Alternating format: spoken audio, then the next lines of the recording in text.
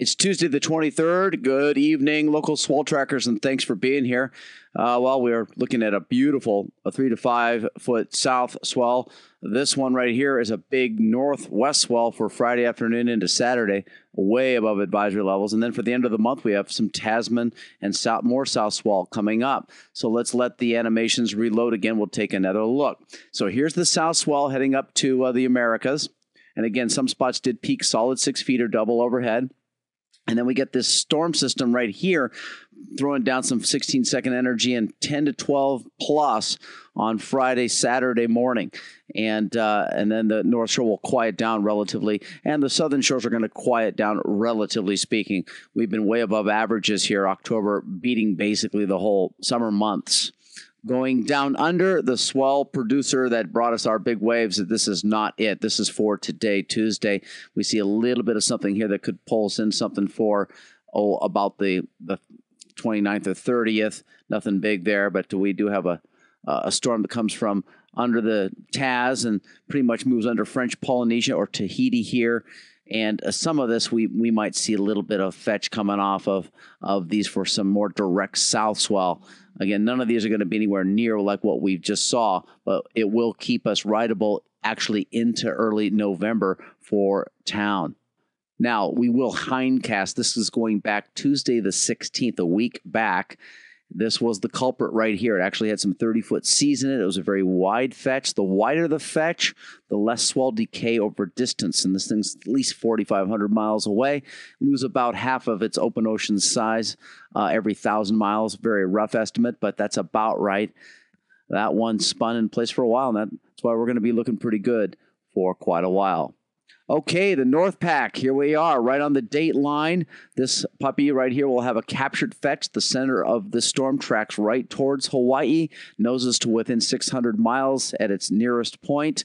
Its fetch on the southwest flank travels in the same speed and distance and direction as the center. That's a following or captured fetch. Let's click in the animation and watch her go. She kind of comes in two phases, two systems kind of collapse on each other and merge, and we will see a long-lasting event from this. And look how close this is. This, again, should cap the outer reefs at up to near 15 feet. Some models are not claiming this, but we're going to go ahead and be safer than sorrier.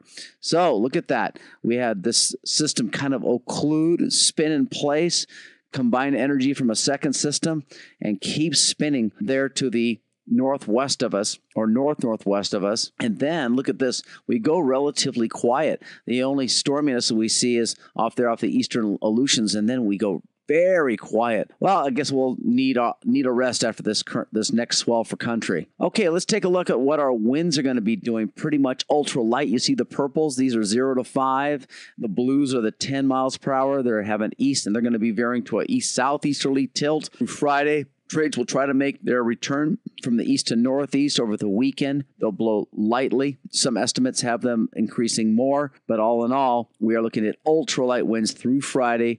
We're in a sea breeze and slightly wetter pattern over the next several days. That's okay. Just go early for your sesh. Okay, look at the jet stream. We can see some storminess. Although the jet is broken up here in the North Pack, it is fairly low, and it's enabling some of the steer that, at least that one system. And then we go 5 days, and then it solidifies up again and actually gets all the way over to the west coast. Down under, we can see a hodgepodge. The jet is not really consolidated, but it does in about 5 days consolidate decently and try to steer that one low pressure up our way. We'll get a little something of that towards the end of the month. Nothing exciting compared to this week and this weekend. Okay, now the surface charts are showing the high pressure and its associated ridge being pushed off here to the east and weakening, all thanks to that big low that's bringing us in our big waves for Friday and Saturday to the country.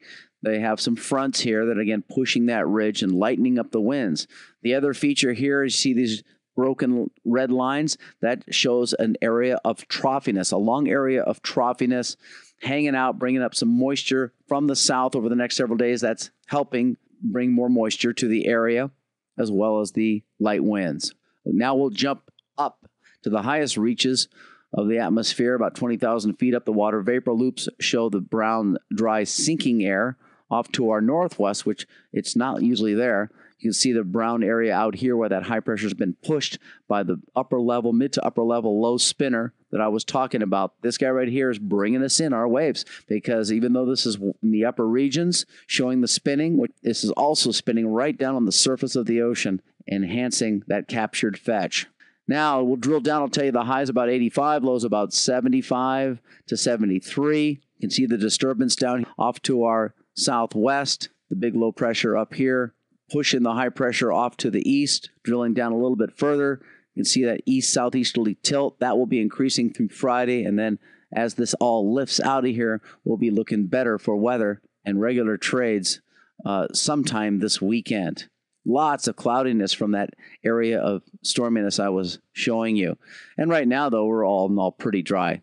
The reflective loops will be showing a little bit more, as I said, the next few days. And there's everything: weather, waves, winds, warnings. God, we'll have near warning level swells on Friday and Saturday. Mark my words and be careful. And we'll see you back here next week. Aloha.